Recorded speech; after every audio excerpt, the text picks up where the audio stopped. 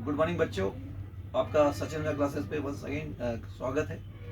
आज मेरे साथ है कीर्ति खत्री, जिनकी सीएमए फाइनल दिसंबर 23 में AIR 13 आई है, एंड स्वाति अग्रवाल, जिनकी सीएमए फाइनल दिसंबर 2023 में इनकी AIR 24 है। फर्स्ट ऑफ ऑल, सबसे पहले तो congratulation both of you. Thank you sir. Kirti, कैसा लग रहा है आपको, मतलब आपकी AIR आने के बाद कैसा लगा आपको? मतलब सर बहुत अच्छा लगता है, मतलब इतने टाइम से आप जो मेहनत करते आते हैं और जब उसकी ऐसी सफलता मिलती है तो बहुत खुशी होती है, खुद को भी, खुद के घर वालों को भी। तो बहुत अच्छा लग रहा है। तो आपको मतलब ऐसी उम्मीद थी कि आपकी AIR आएगी या ऐसा नहीं था? मतलब सर मैं मतलब ऐसे तो नहीं था कि मैं कॉन्फिडेंट थी बहुत ज़्यादा, पर मन में इच्छा तो थी बहुत ज़्यादा कि जिस हिसाब से पढ़ाई करी है तो आनी चाहिए। मतलब ऐसे लगता था कि नहीं आएगी तो बुरा लगता। अच्छा, जहाँ तक मुझे पता है स्वाति, तुमने इंटर एक ग्रुप किया, यस सर। फिर तुमने सेकंड ग्रुप सचिन क्लासेस से ज्वाइन किया, और फिर तुमने फाइनल बोथ ग्रुप दिया। जनरली क्या होता है कि मेरे ये बात तो समझ में आती है कि हम इंटर एक एक ग्रुप दो ग्रुप देते हैं, बट कई बार बच्चे फाइनल एक ग्रुप देने के बारे में बहुत सोचते हैं। तो आपने ऐसा उल्टा क्यों हुआ, मतलब आपके साथ? First of all, sir, thank you so much for giving me an opportunity to share my experience for my junior CMAs. So first मैंने आपने जैसा पूछा कि इंटर में मैंने इंडिविजुअल किया, क्योंकि फर्स्ट ग्रुप मैंने सेल्फ किया था। तो एक होता है खुद में कॉन्फिडेंस नहीं होता कि यार मैं कर भी पाऊंगी नहीं कर पाऊंगी। फिर मैंने वो किया, मुझे डिफिकल्टीज आई। अपन क्लासेस ज्वाइन करते हैं तो वहाँ पे अपन को पाथ मिल जाता है, अपन को चलना होता है अपनी मेहनत से, लेकिन वहाँ पे पाथ भी खुद ही ढूंढो और वहाँ पे सब कुछ खुद से ही करना होता है। मुझे वो थोड़ा डिफिकल्ट लगा, तो फिर मैंने सेकंड ग्रुप से आपसे ले लिया। फिर जब मैं फाइनल में आई तो इंटर में क्या था ना कि मेंटिलिटी वैसी बनी हुई थी। अब मैं फाइनल में यहाँ पे आई तो अपने स्टार्टिंग से वही मेंटिलिटी बना रखी है कि नहीं अपन को बोथ ग्रुप देना है, और उसको बहुत ज़्यादा फायदा भी मिलता है गाइज। अगर आप बोथ ग्रुप दोगे एक साथ तो बहुत फायदा मिलता है। तो वो सर ने दिमाग में ऐसे बना दिया था कि आपको दोनों ही ग्रुप देने हैं, इसलिए मैंने दोनों ग्रुप दिए। इसलिए आपने दोनों ग्रुप यस दिए। सर। तो नाउ अब आप उस डिसीजन से खुश है या नहीं है? बहुत खुश सर, बहुत खुश हैं, और शायद मैंने दोनों ग्रुप दिया इसलिए मेरी रैंक भी आ गई। तो आपको एक बार जब मैंने आपको गाइड किया कि आपको बोथ ग्रुप देने के क्या फायदे हैं नहीं है, तो एक बार तो आपको पूरा 1 साल की जर्नी में लगा होगा कि यार कहाँ सर की बातों में आ गई। हाँ नहीं, 2-3 बार ऐसा होता है, क्योंकि जब अपन को एंग्जाइटी हो जाता है, अपन टेंशन में हो जाते हैं ना, डेफिनेटली ऐसा लगता है कि अपन 8 सब्जेक्ट एक साथ नहीं कर सकते। अब अपने CMAs में अपन को 8 डेज अपन को कंटिन्यू पेपर देने होते हैं, तो बहुत डिफिकल्ट हो जाता है उस सिचुएशन को फेस कैसे करें, क्योंकि 8 दिन में और अपन को थोड़ा सा ही टाइम मिलता है प्रिपरेशन करने के लिए, तो दे कैसे उस चीज को रिवाइज कैसे करें। लेकिन नहीं, मतलब फ्रेंड्स का भी था कि सारे फ्रेंड्स एक साथ दे रहे हैं, तो एक मेंटेलिटी होती है कि यार सब दे रहे हैं तो मैं भी दूंगी। और फिर सचिन सर ने बोल ही दिया था कि दोनों ग्रुप दोगे, सेट ऑफ, कभी कभी सेट ऑफ वाली सिचुएशन भी आ जाती है, तो वो तो होता ही है, आपने देखा ही होगा और बहुत सारी। आपने इंटर दोनों ग्रुप एक बार में किया था, एक एक करके दिया नहीं था? सर, दोनों ग्रुप एक बार आपने में। इंटर दोनों ग्रुप एक बार में क्लियर किया था। यस। तो आपको तो शायद ऐसी प्रॉब्लम डिसीजन लेने में दिक्कत नहीं आई होगी कि एक ग्रुप देना है या दोनों ग्रुप देना है। नहीं, ये तो नहीं आई थी। मतलब मेरा तो शुरू से था कि बोथ ग्रुप ही देना है एक साथ। आपने इंटर में भी आपकी रैंक थी या फाइनल? नहीं सर, मेरी इंटर में रैंक नहीं थी।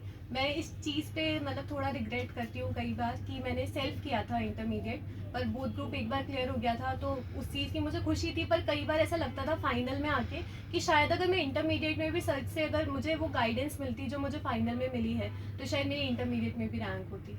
अच्छा, एक मैं ये पूछना चाहूँगा कि जैसे अभी, क्योंकि आप लोग जस्ट फाइनल क्लियर करके आए हैं और अभी अपन रनिंग बैच में चलते हैं, तो ये जो सफ़र होता है 1 साल का, तो ये सफ़र में बच्चा पढ़ते पढ़ते पढ़ते पढ़ते क्या है, कई बार बीच में up down up down up down होता है।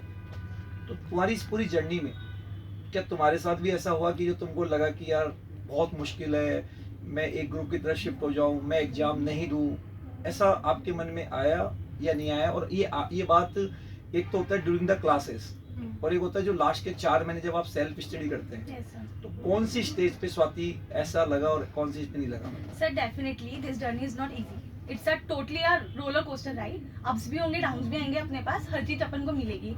अब आपने जो बोला ड्यूरिंग द क्लासेस, तो ड्यूरिंग द क्लासेस क्या होता है, इतना दिमाग में अपन सोच नहीं पाते, क्योंकि वहाँ पे अपना फोकस चीज़ों को समझने में उसमें ही चला जाता है। लेकिन जब वो कोर्स खत्म हो जाएगा, आप खुद की सेल्फ स्टडी करोगे, क्योंकि लास्ट के 6 महीने में तब वो करनी ही पड़ेगी और उससे ही कुछ हो पाएगा आगे। उस वक्त ऐसे लगता है कि नहीं यार मैं नहीं कर सकती, मुझसे नहीं होगा। बहुत टाइम ऐसा होगा, आप रोओगे भी, होता है, एंग्जाइटी आएगी, बहुत टाइम आपको लगेगा भी कि यार ये मुझसे नहीं हो रहा, ये टॉपिक नहीं हो रहा। कुछ टॉपिक्स थे, मेरे मैथ्स थोड़ी वीक है, तो ऐसे SCM में कुछ टॉपिक्स थे वो मुझे नहीं आते थे, तो लेकिन अपन उसको प्रैक्टिस करेंगे, 2-3 बार निकाला तो आ जाता है फिर वो। तो बहुत बार ही लगेगा कि मेरे से तो नहीं होगा, लेकिन अब शुरू किया है तो ख़त्म तो करना ही पड़ेगा। क्या तुम्हारे साथ भी सेम चीज़ थी? हाँ सर, ये मतलब होता था लास्ट डेज पे जाके कि ऐसा लगता था कि यार एक ही ग्रुप दे देती हूँ, नहीं हो पाएगा मुझसे तो। पर जैसे स्वाति ने बोला कि स्टार्ट किया है तो ख़त्म तो करना ही है, और रैंक तो तभी आएगी जब बोथ ग्रुप दोगे, तो इसलिए फिर नहीं, रैंक के अलावा ये भी है कि मतलब जैसे आप क्लासेस ले रहे हैं, जैसे आज मान लो शुरू में तो क्या 2-3 महीने ऐसा होता है कि सब कुछ सही चलता है, बहुत नॉर्मल लगेगा। फिर जब जैसे जैसे समय बीतता जाता है तो फिर ऐसा लगता है कि जैसे मेरे पास भी बहुत फ़ोन आते हैं, जैसे हमारे से भी फाइनल में बच्चे पढ़ते हैं, सर मैं तो कुछ भी नहीं आता, मैं भूल गया, मेरे साथ ये हो गया ये हो गया। हालांकि मैं उनको समझा देता हूँ कि एक नॉर्मल चीज़ है, जब भी आपके साथ ऐसा हो तो आपको एक अच्छी नींद की ज़रूरत है और कुछ भी नहीं है, डेट्स इट। कई बार अपन बहुत ज़्यादा टेंस करते हैं या एंजाइटी हो जाती है तो अपन को ऐसा लगता है कि मैं तो ब्लैंक हो गया, मैंने कुछ पढ़ा भी था क्या। तो इस चीज़ का मतलब ये ऐसा होता होगा, मतलब मेरे हिसाब से, मेरा पर्सनल एक्सपीरियंस हर बच्चे के साथ है, और मेरे पास तो हर दिन ऐसा एक कॉल जरूर आता है कि बच्चा कहीं ना कहीं डिप्रेशन होता है, तो समझाते हैं, फिर वो मान भी जाता है। फिर at the end of day मुझे याद है कि स्वाति और कीर्ति तुम दोनों का भी एग्जाम से पहले फ़ोन आया कि सर मेरे से नहीं होगा, और तुम काफ़ी रोए भी, ठीक है। तो लेकिन आज देखे ना कि फाइनली क्या हुआ। तो मेरा जितने भी बच्चे हैं, चाहे वो मेरे से पढ़ रहे हैं या मेरे से नहीं पढ़ रहे हैं, ये एक बहुत नॉर्मल चीज़ है।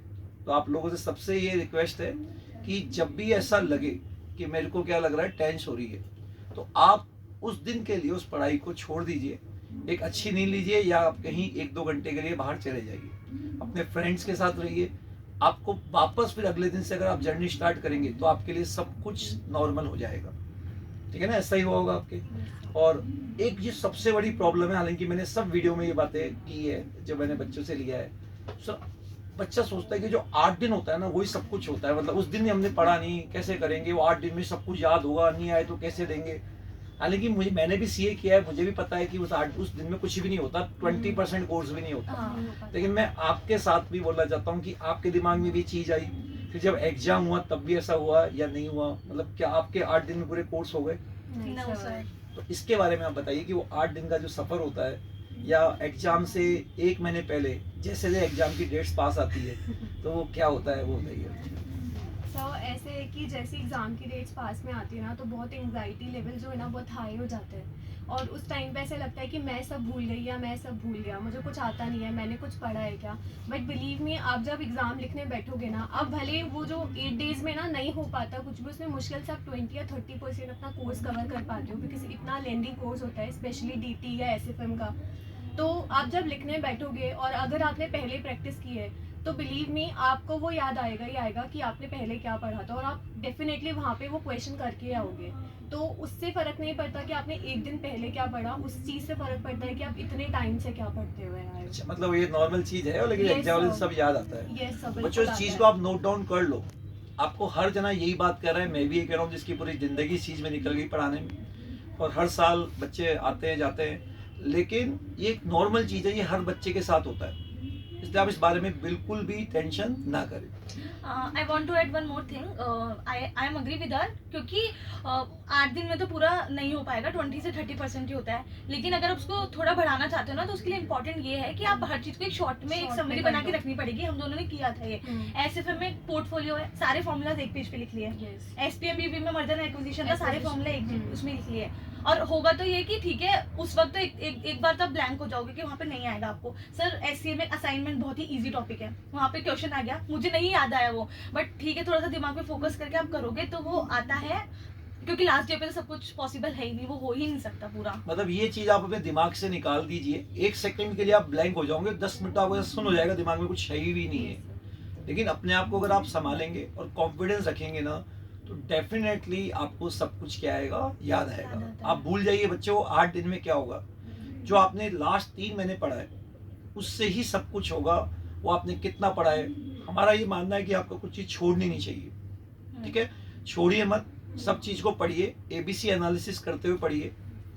तो ये सब चीज़ें आप करेंगे तो आप इजीली एग्जाम को पास कर लेंगे, कहीं प्रॉब्लम नहीं आएगी, ठीक है। अच्छा, अब आप लोगों ने कैंपस की तैयारी आप चल रही होगी, Yes, sir. ठीक है, तो वो भी बड़ी टेंशन होगी उसकी। बहुत ज्यादा। कैंपस के बारे में बच्चों, मैंने ऑलरेडी पिछले वीडियो में जो पराग के साथ था, तो बच्चों को ये बहुत कन्फ्यूजन होता है कि सर हम दिल्ली सेलेक्ट करें, मुंबई सेलेक्ट करें। तो मैंने अगेन कहा, इससे कोई फर्क नहीं पड़ता। ये सारी टेंशन जब तक कि आपकी जॉब नहीं लग जाती, इंटरव्यू नहीं हो जाते, जिस दिन आपकी इंटरव्यू लग गया तो सब मैटर ही नहीं करेगी, और सब आपकी मेन करता है आपकी कॉन्फिडेंस पे और आपकी नॉलेज पे। तो इस बारे में आप बिल्कुल भी चिंता ना करें, सब आपके साथ अच्छा ही होगा, ठीक है। वन मोर थिंग मैं आपसे एक ये पूछना चाहूँगा कि जैसे आप लोगों का शायद आप लोग 10-12 लोग थे, हाँ और उस 12 में से करीब 10 जने बोथ ग्रुप आप पास Yes, हो गए थे, और sir. एक जना एक Yes, ग्रुप हुआ, हाँ उनके भी एक ग्रुप और- तो हुए और हैं। एक जना नहीं रहा हाँ। वो। तो क्या आप ये 10 के जो इतना मतलब आपका फ्रेंड सर्कल जो सारे के सारे अपन एक ही बैचमेट्स में सारे पास हो गए, Yes, sir. तो क्या सारे मिलकर क्या साथ पढ़ते थे या क्या था मतलब? नहीं सर, मिलकर साथ तो नहीं पढ़ते थे, लेकिन मतलब हम दोनों का कह सकते हैं, हम दोनों तो डिस्कस करके पढ़ते ही थे। ये फिर हम तो बोलते भी थे तेरी पहली और मेरी दूसरी, तो वो हो भी गया, इसकी पहली जयपुर में मेरी दूसरी आ गई। बच्चों मैं और एक चीज जोड़ना चाहता हूँ कि इनकी AIR 30 और इनकी 24 है, बट जयपुर के अंदर AIR 1 और जयपुर AIR 2, और एक मनीषा आडवाणी की तीसरी फ्रेंड है उसकी AIR 3। तो मतलब जयपुर से तीनों AIR सचिन अजमेरा क्लासेस से ये न्यू स्कीम के अंदर, Yes. ठीक है। अच्छा, और स्वाति और कुछ तुम बोलना चाहोगे जो बच्चे अभी एग्जाम दे रहे हैं या फाइनल की प्रिपरेशन कर रहे हैं, तो उनके लिए आप कुछ बोलना चाहेंगे मतलब? हाँ, मैं ये बोलना चाहती हूँ कि जब अपन क्लास लेते हैं तो उस वक्त ना अपन का माइंड थोड़ा डाइवर्ट रहता है, उस वक्त अपन इतने फोकस नहीं होते हैं। तो मैं मेरा एक्सपीरियंस ये शेयर करना चाहूँगी कि जब सर पढ़ाते हैं तो हम उस वक्त ऐसा होता है कि कॉपी को सजा के रखनी है, तो ऐसा मत करना। साइड में पेंसिल लेके उन चीज़ों के कॉन्सेप्ट लिख लेना, बाद में आपको जाके वो रिकॉर्डिंग देखनी पड़ेगी, उसमें बहुत ज़्यादा आपका टाइम कंज्यूम होगा, तो ये बिल्कुल मत करना। सर कुछ भी बोलते हैं उसको साइड में लिखो, क्योंकि जब आप घर जाके उसको सेल्फ पढ़ोगे ना तो वो उस वक्त याद नहीं आता है, लेकिन वहाँ पे साइड में अगर आप लिखोगे कि सर ने ये बोला था, तो सर फिर वो चीज़ें रिवाइंड होने लग जाती है माइंड में, तो वहाँ पे फिर टाइम वेस्ट करने की जरूरत नहीं पड़ेगी अपन को रिकॉर्डिंग से देखने के लिए।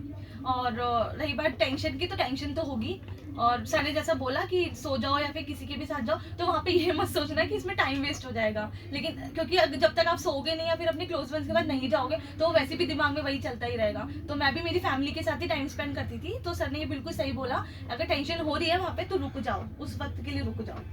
आप कुछ कहना चाहेंगे मतलब? हाँ सर, मतलब मेरा मानना है कि अगर आपने पढ़ाई करी है, आपने मेहनत करी है, तो आपके रिजल्ट्स को अच्छा बनाने से कोई नहीं रोक सकता। मतलब मुझे ऐसा लगता था कि मैं तो बहुत अनलकी हूँ, अच्छा होगा नहीं होगा, पता नहीं, ऐसे लगता था बहुत सारी चीज़ों से।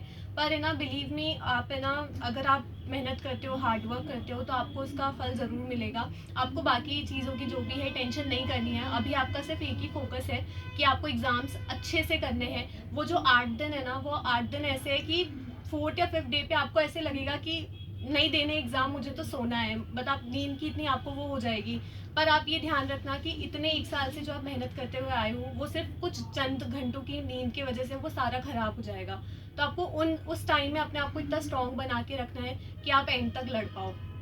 एक लास्ट क्वेश्चन मैं एक और पूछना चाहूँगा। ये हमेशा होता है कि आपका जब पेपर होता है, ये बात तो मैं आपको हमेशा बोलता हूँ, एक बात ध्यान रखना, एक पेपर तो क्या करेगा, बिगड़ेगा, और दूसरा रुलाएगा। ये बात तो आप नोट करके ले लेना, कभी भी ऐसा नहीं होगा। एक पेपर तो बिगड़ेगा और फिर दूसरा और खतरनाक आएगा, वो आपको रुलाएगा। क्या आपके साथ हुआ ऐसा? यस सर, मेरे साथ एसएफएम के पेपर में ये स्टार्ट हुआ था होना कि एसएफएम में मैं आधे घंटे के लिए ब्लैंक हो चुकी थी। वो जो हाथ से सॉल्व किए हुए जो क्वेश्चंस थे, वो मैं वहाँ पे नहीं अटेम्प्ट कर पा रही थी। तो उस टाइम ऐसे हो गया कि मैंने किया क्या, मेरी सारी मेहनत ख़राब हो गई। पर है ना, आपको कैसे ना कैसे करके आप थोड़ा सा हेड डाउन करके 10 मिनट वहाँ पे लेट जाते हैं, और जब आप सोचने लग जाते हैं कि आपने अब तक इतनी मेहनत करते हुए आए हो, वो सारी वेस्ट हो जाएगी अगर आप अभी उठ के चले गए तो। क्योंकि उस टाइम एक मोमेंट ऐसा आ गया था, मुझे ऐसा लग रहा था मैं यहीं पे रखूँ पेपर छोड़ के और बस चली जाऊँ। तो वो नहीं करना है किसी को भी। आपको थोड़ा सा अपने आप का कॉन्फिडेंस गेन करना है, थोड़ा सा ध्यान लगाना है। जो भी आप किसी भी गॉड को या कुछ भी मानते हैं, किसी भी गुरु बना रखा है, तो आप बस उनके बारे में सोचिए, आप वहाँ पे थोड़ी सी प्रार्थना करिए, और आपको डेफिनेटली वो कॉन्फिडेंस आ जाता है फिर थोड़ी देर में, और आप आराम से पेपर कर लेंगे, और अगला पेपर तो अटैम्प्ट करने जाना ही है। मैं आपके साथ इसके बारे में एक किस्सा भी शेयर करना चाहता हूँ। इससे जो पहले वाला बैच था, करीब 19 जने थे जिन्होंने बोथ ग्रुप CMA इंटर का एग्ज़ाम दिए थे, और 19 फ्रेंड्स थे वो। तो 19 फ्रेंड्स जब थे, तो उसमें से क्या हुआ कि एक का जो पेपर था, उसका एक का पेपर बिगड़ा। तो उसने सोचा कि मैं तो पास होऊंगा ही नहीं। मैंने जब किसको बहुत बार बोला था कि भैया एक पेपर बिगड़ेगा और एक रुलाएगा। दूसरा पेपर फिर ऐसा आया कि जिसने रुलाया। तीसरे पेपर में बच्चों को गया ही नहीं। ये ज़िंदगी की आपने सबसे बड़ी गलती कर दी। चाहे पेपर कितना भी बिगड़े, वो आपको नहीं पता कि आपका पेपर अच्छा हुआ नहीं हुआ, क्योंकि स्टेप मार्किंग होती है। आपको पूरे 3 घंटे बैठना है, बट उसने दिया ही नहीं और ना उसने मेरे से फ़ोन करके बात की। और अभी जो उसके फ्रेंड्स थे, क्योंकि वो इंटर में सारे के सारे फ्रेंड्स पास होके अभी फाइनल अपन से ही पढ़ रहे हैं, वो फ्रेंड्स जो थे ना, उसने मुझे बताया कि सर उसने पेपर भी नहीं दिया, और जिन पेपर में वो सोच रहा था कि मैं फेल होऊंगा, और दोनों में एक में तो 60+ है और एक में पास भी हो गया, अब बताओ उसने पेपर ही नहीं दिया। तो बच्चों मेरा आपको सबसे ये मैसेज है, जो जून में अभी एग्ज़ाम दे रहे हैं, पेपर बिगड़ेगा, कुछ भी होगा उसको डिस्कस ना करें, और कुछ भी हो जाए आपको पेपर जरूर देना है और 3 घंटे बैठ के रहना है। कुछ भी हो, आप अगर उठ के चलेंगे तो फेल तो वैसे भी है, कोई इंस्टीट्यूट आपको पास करने वाला तो है नहीं, लेकिन अगर आप 3 घंटे बैठेंगे, आपने मेहनत की है, तो आपको डेफिनेटली जरूर क्या होगा, याद आएगा। इस बात को आप जरूर रख लेना कि 3 घंटे, मैंने ऐसे बहुत लोगों को एडवाइस दी है, हर बार पेपर होते हैं, बच्चों के फ़ोन आते हैं, सर आज का पेपर बहुत बिगड़ गया, मैं छोड़ दूँ क्या। मैंने अभी लास्ट क्लास जब लास्ट इंटरव्यू मैंने पराग को बुलाया था, पराग का भी फ़ोन था, मनीष वासवानी जिसकी है उसका भी बहुत रैंक था, सर मैं बहुत बिगड़ गया, मैं पेपर नहीं दूंगा। लेकिन बच्चों बहुत सारे बच्चे होते हैं जो हमसे बात कर लेते हैं, डिस्कस कर लेते हैं, कई नहीं कर पाते हैं, तो हम कभी भी ये एडवाइस आपको देंगे भी नहीं। और मैंने हमेशा देखा है कि जो सोचता है कि मैं फेल होऊंगा और वो पास भी हो जाता है। इनके साथ भी ऐसा ही हुआ है। सर मैंने तो सोचा भी था, जीएसटी का पेपर जब था, मुझे जीएसटी पर्सनली अच्छी लगती थी, लेकिन जब जीएसटी का पेपर आया मैं 10 मिनट तक मैंने हेड डाउन कर लिया था, क्योंकि पेपर को देख के एकदम ऐसा लगा कुछ आता ही नहीं है। फिर एक क्वेश्चन दिखा कंपोजिट सप्लाई मिक्स सप्लाई, मैंने कहा यहाँ से शुरू कर, और वो पेपर किया सर, लिटरली वो पेपर ही बहुत अच्छा। वो 100 मार्क्स का जो पूरा पेपर जो मैंने किसी में अटेम्प्ट किया वो जीएसटी ही था। तो वो ये होता है, ये तो मैंने भी जब 2004 में सीए का एग्जाम दिया था, मेरा लॉ जो 23 टाइम्स रिवीजन हो गया था, लेकिन मैं इतना एक्साइटेड था कि लॉ में तो कुछ भी हो जाए, क्योंकि मैं बहुत सारी बुक्स पढ़ता था कि ये तो अच्छा ही होगा। बट उस एक्साइटमेंट के चक्कर में जैसे ही मैं एग्जामिनेशन हॉल में गया, तो मैं एक बार 15 मिनट के लिए बिल्कुल ब्लैंक हो गया, मतलब बिल्कुल ब्लैंक हो गया। तो बड़ी मुश्किल से, जैसे इसने भी बोला कि अपने आप को संभाला, ये हुआ तो संभाला, फिर मैं अटेंड भी करा और मेरे उसके अंदर काफ़ी अच्छे नंबर भी आए। तो इसलिए बच्चों ये सब चीज़ें नॉर्मल है। आप पढ़ते हैं तब भी आपको ऐसा लगेगा, लास्ट के 3 महीने आएंगे और लगेगा, 2 महीने आएंगे तो और ज़्यादा लगेगा, 1 महीना आएगा तो बहुत बहुत और ज़्यादा लगेगा, और लास्ट में तो आप बिल्कुल फेडअप हो जाएंगे। लेकिन भूल मत जाना, आपकी साल भर की जो मेहनत है वो बिल्कुल बर्बाद हो जाएगी। डिसीजन एक बार में ले सकते हैं कि मैं नहीं कर रहा, लेकिन ज़िंदगी भर फिर उसका रिग्रेट होगा। अपन पास हो या फेल हो एक अलग मैटर है, अपन को फाइट करना है। कम से कम अगर लड़ेंगे तो 2 पॉसिबिलिटी है, जीत भी सकते हैं और हार भी सकते हैं, और अगर लड़ेंगे ही नहीं तो ऑफ कोर्स हारेंगे ही आप। तो आपको ज़रूर ज़रूर पेपर देना चाहिए। और क्लास के समय जब आप लोग पढ़ते हैं, हालांकि सब बच्चों ने अपना अपना शेड्यूल ज़रूर बताया है, तो एक कॉमन चीज़ है, क्योंकि 4 बजे तक आपकी क्लास होती है, तो क्या डेली बेसिस पे पढ़ना चाहिए, क्या करना चाहिए, मतलब कैसे मैनेज होता है या मैनेज नहीं होता है, मतलब क्या होना चाहिए? सर मेरा तो ऐसे था, जब मैं क्लासेस लेती थी तो घर जाके मैं इतनी पढ़ाई नहीं कर पाती थी, क्योंकि मेरा घर अपनी क्लासेस से थोड़ा दूर पड़ता है, तो मुझे बहुत शाम हो जाती थी घर जाते जाते, तो मैं तो बहुत थक जाती थी। तो बस डेली बेसिस पे वो होमवर्क करती थी और मैं रिवाइज नहीं करती थी ऑनेस्टली। बस जो लास्ट के 5 महीने जो हमें रिविजन का टाइम मिला था, उसमें मैंने अपना पूरा 100% दिया। मैंने घर से बाहर निकलना बंद कर दिया, क्योंकि मैं बहुत आउटर थोड़ा रहती हूँ, तो वहाँ पे बाहर कुछ इतना जाने का था भी नहीं मेरा सीन, तो मैं घर पे ही रहती थी और मैं बस पढ़ाई करती थी। तो उस टाइम पे मैंने करा है कवर पूरा। ठीक है स्वाति। सर मेरा भी सेम ही था, मैं भी जब क्लास चलती थी उसके बाद मुझसे तो नहीं होता था, पता नहीं क्यों। लेकिन जैसा इसने बोला, लास्ट के 6 महीने में तो 13 से 14 घंटे पढ़ना ही पड़ता था। हाँ। ऐसा नहीं कि इसमें आप मजे नहीं कर सकते, आपको कहीं 1-2 घंटा लग ही जाता है, वो देना भी चाहिए, क्योंकि माइंड इतना सब कुछ एक साथ झेल नहीं पाता। सो लास्ट के दिनों में तो डेफिनेटली आपको पूरी तैयारी करनी पड़ेगी। वो 3 जो चाहिए ना CMA, वो तभी आ सकता है जब वो 13 से 14 घंटे की स्टडी करोगे। सिटिंग आवर्स तो इतना देना ही देने पड़ता है। थैंक यू स्वाति एंड कीर्ति, जो आप यहाँ पे आए और आपने Thank you, बच्चों को बताया, अपना एक्सपीरियंस शेयर किया। Thank you. ठीक है, thank you very much. Thank you sir. Okay बच्चों।